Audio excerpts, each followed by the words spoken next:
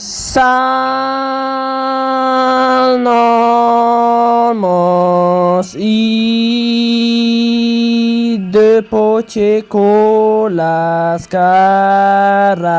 időpocsékolászned őket, menjél.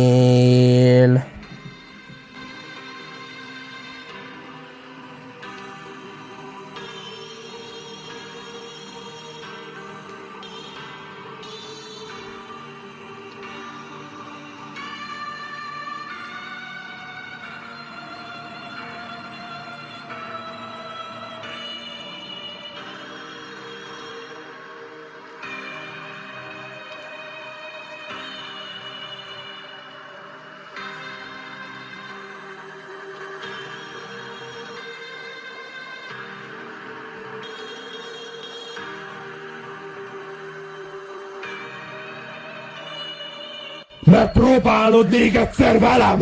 Gyerünk csatlakozzál a lelkekhez! Egyetlen Isten vagyok, és egyetlen egy vírus, és hát ezeket a lelkeket már régóta birtokba vettem, úgyhogy már rávittem a élők szorából. Ne keresd őket tovább! Próbálod még egyszer? Minden halandónak el fogja hagyni a tesztit a lelke, és a halál utól fog érni. Inás neki figyelmeztet a lelkikedet.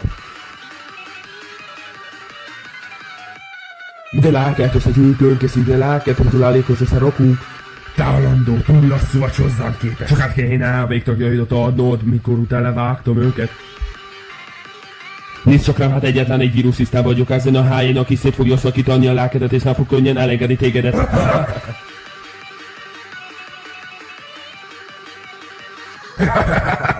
Annyi lélekkel játszhatok. Olyan kevés időnk van. Egyet értesz velem, megkockáztatod?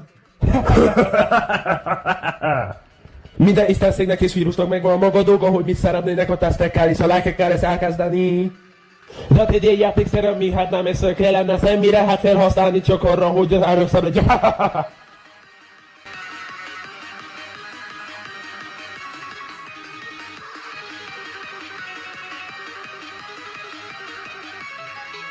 Hatalmas hibát követel el, mikor szétfogom a lelkedet, szakítani kitépem a szívedet, azt kétfelé vágva, és utána egy fára fel is szúrni tégedet is. Istennek kötél alkut ki, szabád ne becsüli meg is. Egyetlen egy Istennek kötél alkut ki, utolsó szenvedésig fogja a lelkedet kiszipolyozni, nincs a lelkedet kétfelé szakítani.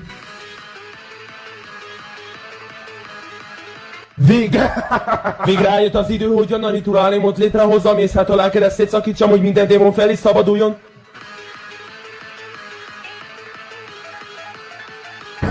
Gyerünk, boyfriend, nézzél belé a jövődbe, hagyjad át a Isteneknek a lelkedet, legalább véget vetnek a szenvedészeidnek. Kukába vetnek téged. A lelked szétszakításával segíteni akarok a életed, de jó már nekem már!